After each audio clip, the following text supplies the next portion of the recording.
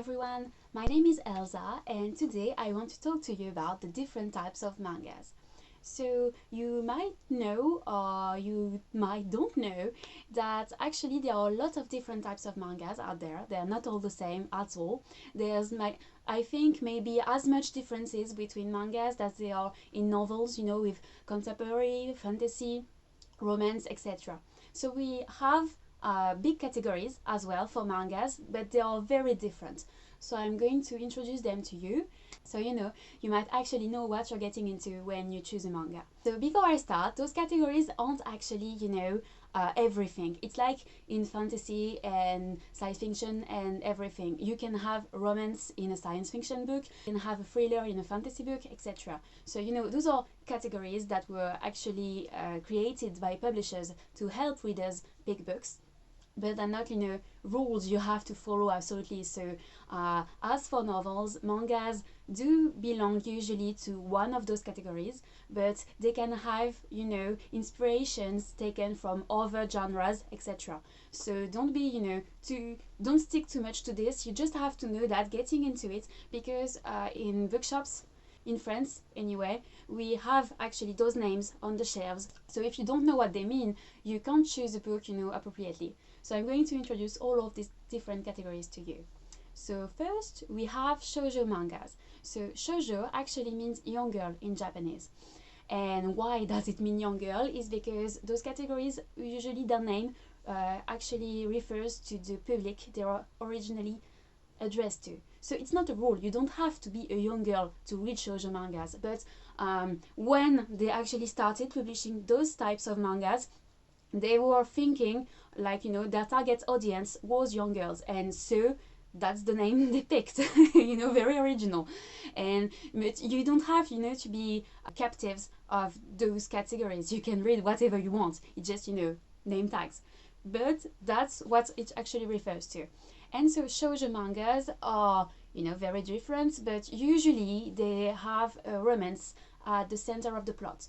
So you have a romance. The main character is usually a high school girl, so she's around 16, and you can have fantasy in there. You can have a fantasy book that is a shoujo manga, but yeah, 90% of the time the story will take place in our world. So, and maybe with more contemporary stories with like school and family, etc. So that's the kind of stories you're getting into, with a romance at the center. The purpose of shoujo mangas are to make you feel things. So they will try to be sometimes more funny, sometimes a bit more on the sad side, with heavier subjects, with suicide, accepting your body, rejection from your schoolmates, etc. So those are the kind of things you can find in shoujo mangas.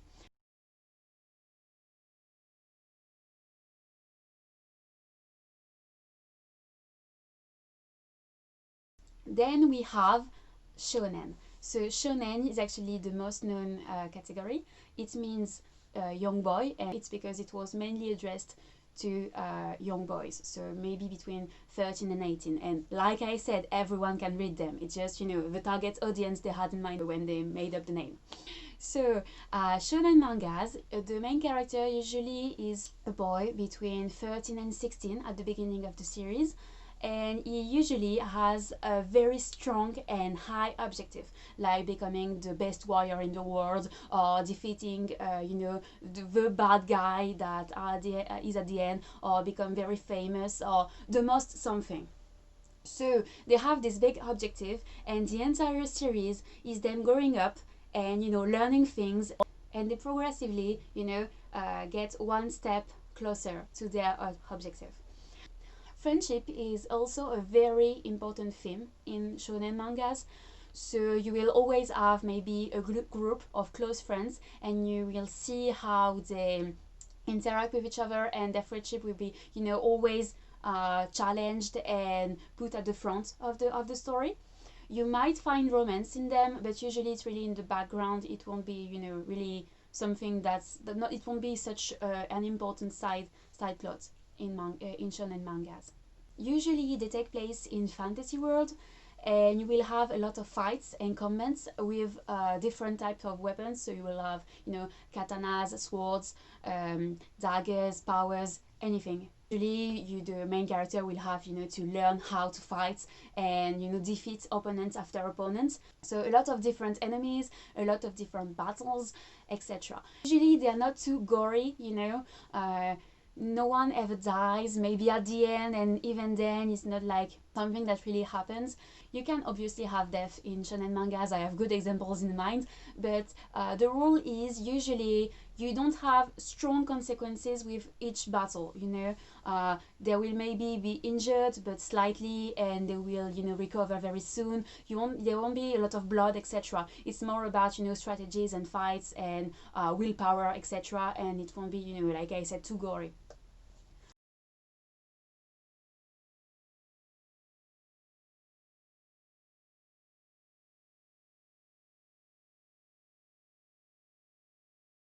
And then we have seinen. So seinen means young adults, but it's really really hard to define because within this category you have, you know, really different types of books.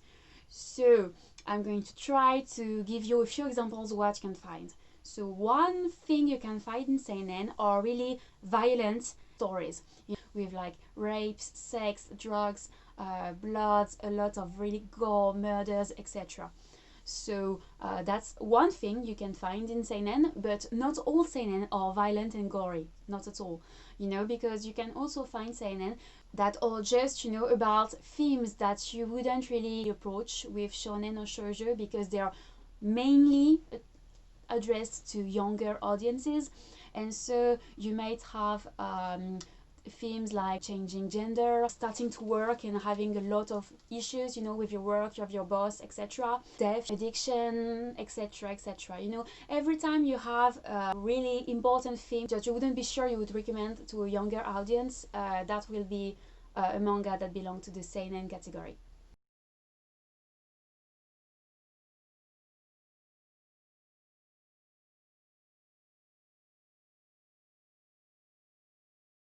Then we have Josei. So Josei are not really well known because usually every time you have a Josei, in the end it just put in the seinen category because, like I said, you can find almost everything in the seinen category and it's addressed to an older audience. But Josei are mainly directed towards young adult women, and so the stories will be usually a romance, but the main character will be older than in shoujo mangas, so she will be around 30, older than 25.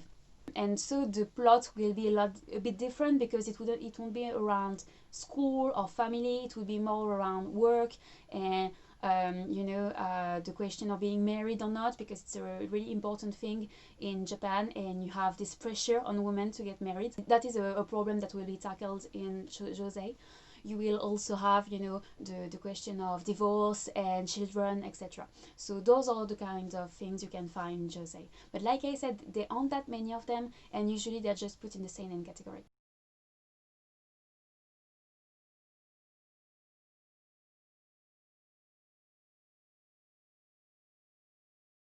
Then we have yaoi. So yaoi are always how can I say that? Pornographic romance between men. So there will be a romance. It's not just erotic, but you will have uncensored sex scenes. And then you have shônen-ai that are very close to shoujo, but in shoujo the romance is almost always between a girl and a boy. In shônen-ai you will have a romance between two boys, but there won't be any sex scenes, or they won't be shown like in yaoi where it's really explicit.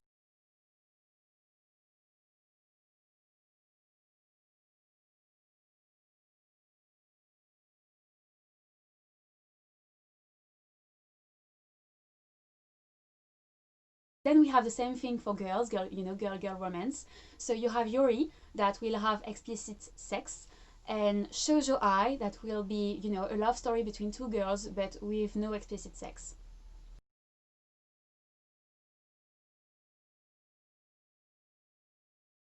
And finally, you have hentai, so hentai or pornographic mangas. So there you have the 9 categories. The main ones are really shoujo, shonen, and seinen. Those will be the 3 you will hear, a lot. But now you're aware of all different categories. But like I said, it's really each category is really stereotyped, and you know exactly what you're supposed to find in each category, and it's helpful, for readers. It's exactly the same as for fantasy, science fiction, and romance, for example. When you pick a book from these categories, you know why, because you are expecting some things that are, particular to this genre. It's the same with the mangas, but as for fantasy, science fiction, etc., it's not because, you have those elements you're supposed to find that you will find the same thing in every single book that is fantasy or science fiction or romance, etc. Not at all. There will be a lot of different, variations on the themes and the way you approach the themes, and the drawings, everything will be very different. But you will have, this safety net, because you're supposed to know what you're getting into. Like when you read shoujo, there's going to be a romance. It can be, really important, or it can be, more in the back. You're gonna have, a talk about feelings, and really you're going to be really deep in the character's mind. In shonen, you will have fights and powers, and a main character that's going to grow stronger and stronger with every book. And with seinen, you're going to to find something that's more mature and more addressed to people that are older than 20.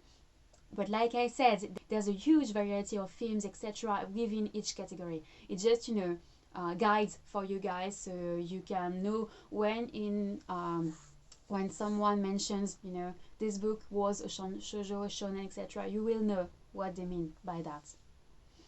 So that's it. I hope this video was helpful. Just let me know in the comments. I would be really interested to know if you ever heard of those categories or no. Thank you for watching this video. I hope you enjoyed it, and see you around.